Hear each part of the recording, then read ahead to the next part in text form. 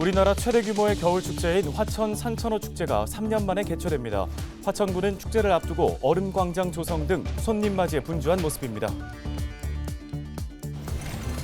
상지대학교 한의과대학과 보건의료대학이 입시 설명회를 열었습니다. 오늘 이슈앤피플에서 상지대 한의과대학의 예상 합격점을 입학 사정관을 통해서 살펴보겠습니다. 강릉과 원주에서 강원 특수교육원 유치를 위한 발대식이 각각 진행됐습니다. 춘천시는 정치권을 대상으로 강원 특수교육원 춘천 유치를 위한 협조를 당부했습니다. 막대한 예산을 들여 지어놓고 만성 적자에 시달리던 영화 웹폰 경기장이 일반인들도 즐길 수 있도록 문을 열면서 지역의 명물로 거듭나고 있습니다.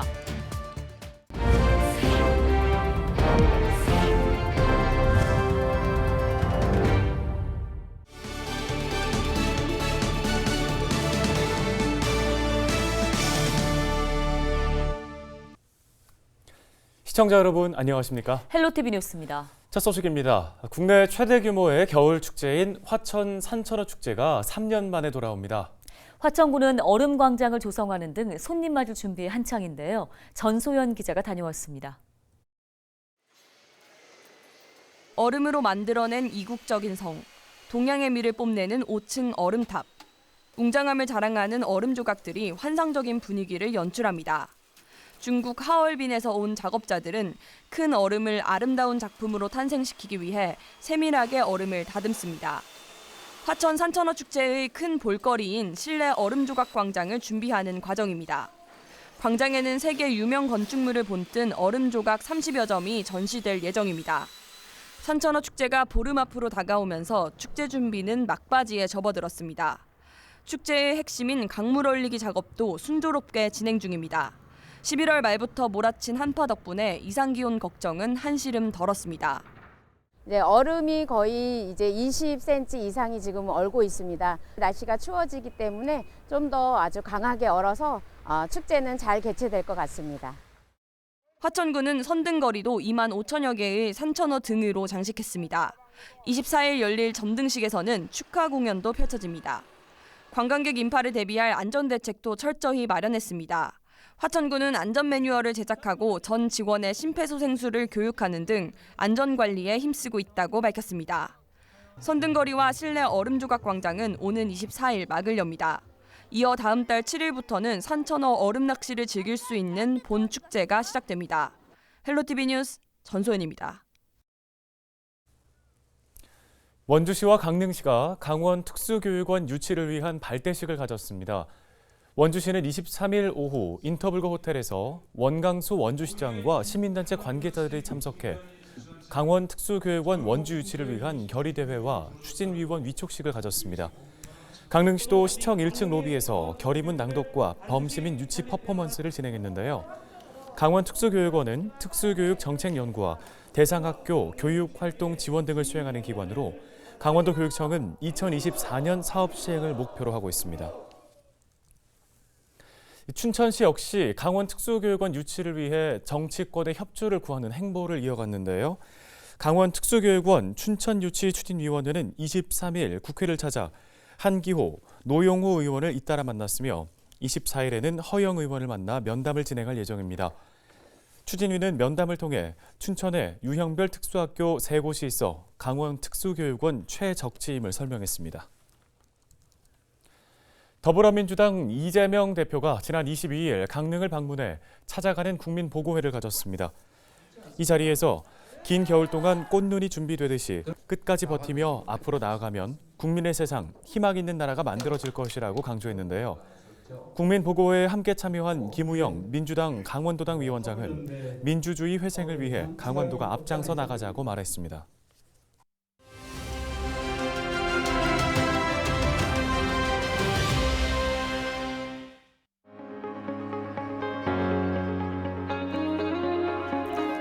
우리 지역 체육회의 수장이 모두 결정됐습니다.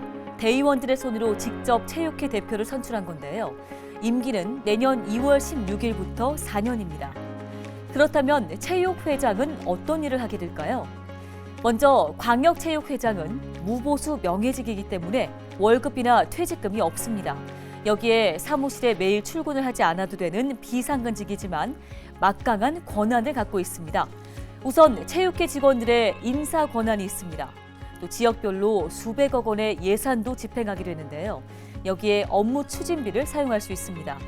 이 업무 추진비는 주로 선수단 격려 방문 때 식비나 간식비로 사용할 수 있고요. 또 국비 공모 사업을 유치하거나 지자체 예산을 받아와 각종 대회나 선수단을 위해서 쓸 수 있습니다. 이처럼 여러 가지 일을 하는 체육회장. 우리 지역 체육 발전을 위해 4년 동안 더욱더 힘써 주실 거라 믿습니다. 지금까지 데일리 브리핑이었습니다.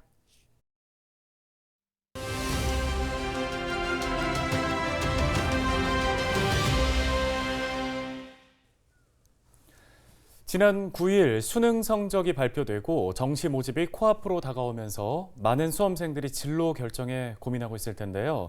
상지대학교 한의과대학과 보건의료대학이 입시 설명회를 열고 진로와 입학 상담을 도우면서 수험생들의 관심이 높아지고 있습니다. 네, 오늘 이슈앤피플 시간에는 상지대학교 이종민 입학사정관을 전화 연결해서 관련 이야기 나눠보도록 하겠습니다. 이종민 입학사정관님 연결돼 있는데요. 자, 상지대에서 도내 유일하게 한의과대학은 물론이고요. 보건계열 모집을 통해 학생들의 선택의 폭을 넓히고 있다고 들었습니다. 이 부분 좀 자세히 설명해 주실까요? 상지대학교에는 한의학과가 1988년에 시작되었고요. 강원도 내 유일한 한의과 대학이고요. 또 1992년에는 부속 한방병원을 개원해서 지금껏 운영되고 있습니다. 그래서 학생들을 후학 양성뿐만 아니라 지역 사회에 봉사하고 이런 부분들을 노력하고 있고요. 또 한의과 대학 말고도 상지대학교에는 간호학과, 물리치료학과, 임상병리학과, 작업치료학과, 또 보건계열 이렇게 신입생을 선발하고 있는데요. 모든 학과가 이름을 들으면 다 아시겠지만 저희 대학교 특징이라고 할 수 있는 건 보건계열로 학생을 선발합니다. 그래서 보건계열로 입학하는 학생들은 1학년 동안은 전공 탐색 과정을 거치고요. 2학기부터는 4가지 전공 중에 한 가지를 선택할 수가 있는데요.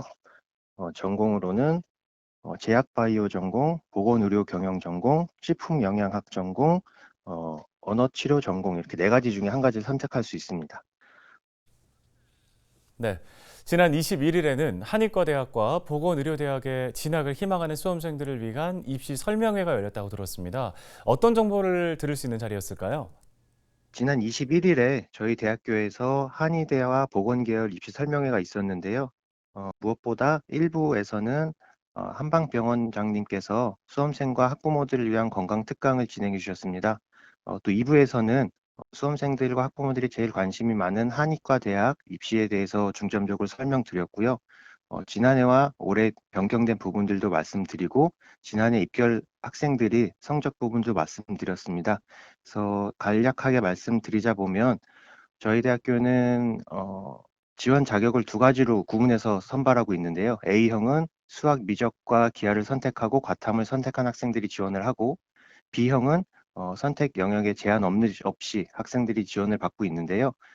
가장 큰 변화라고 할 수 있는 건 A형 같은 부분이 25명 모집에서 21명으로 줄었습니다. 그래서 줄어든 만큼 지난해 입학 성적도 올라갈 거라는 이런 부분들을 예상치를 말씀드렸고요.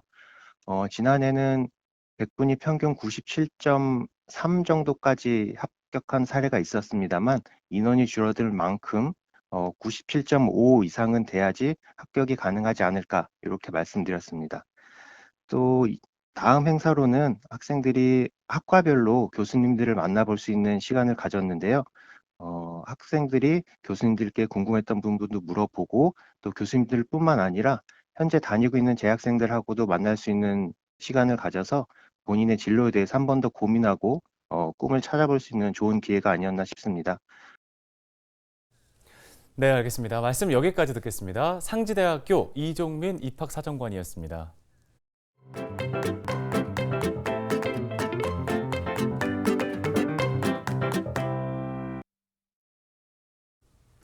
다음 소식입니다. 막대한 예산을 들여 지어놓고도 만성 적자에 허덕이던 영암 F1 경주장이 요즘은 지역의 명물로 떠오르고 있습니다. 네, 일반인들도 경주장 시설을 이용할 수 있도록 문턱을 확 낮췄기 때문입니다. 자동차 경주장 어떻게 즐길 수 있는지 기자가 간다에서 직접 체험해봤습니다. 고정민 기자입니다.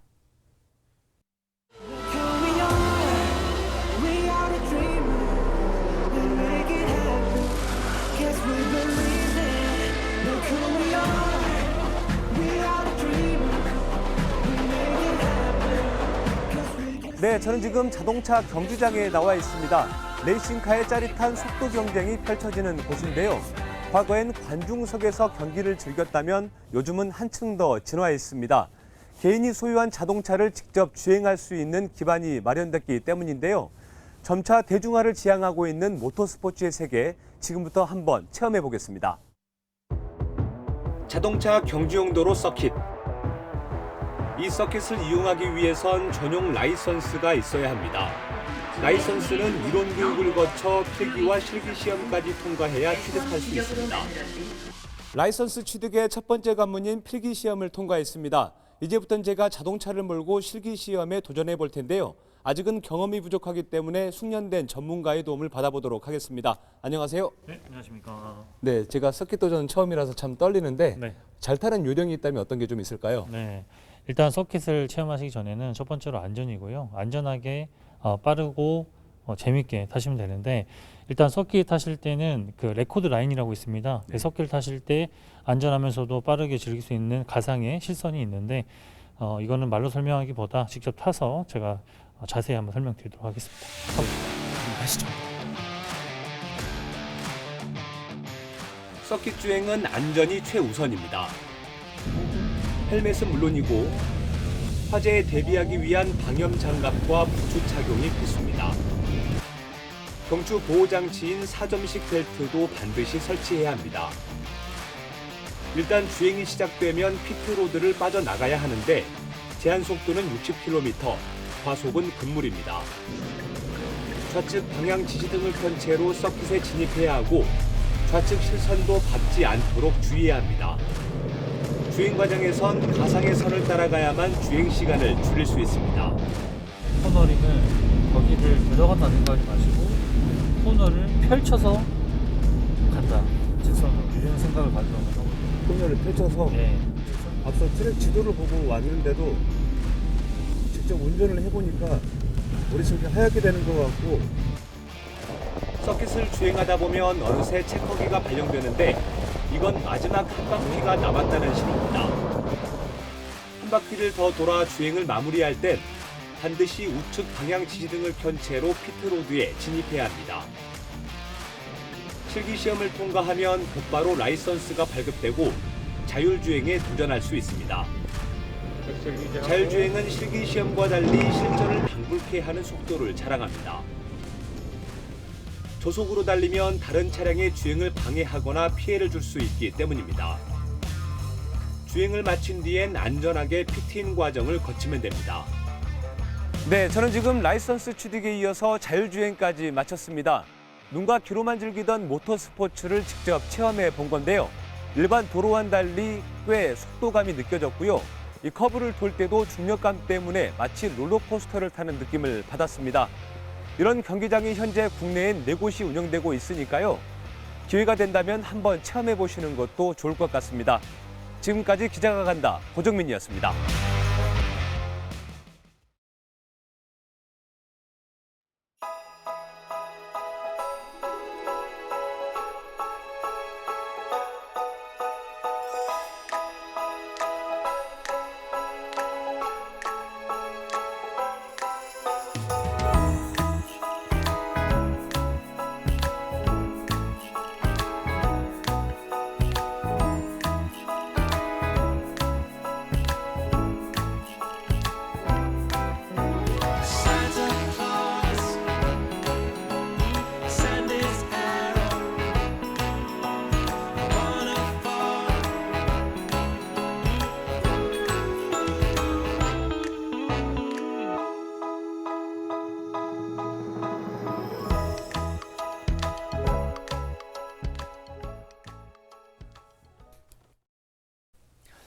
오늘 저희가 준비한 소식은 여기까지입니다. 네, 시청해주신 여러분 고맙습니다.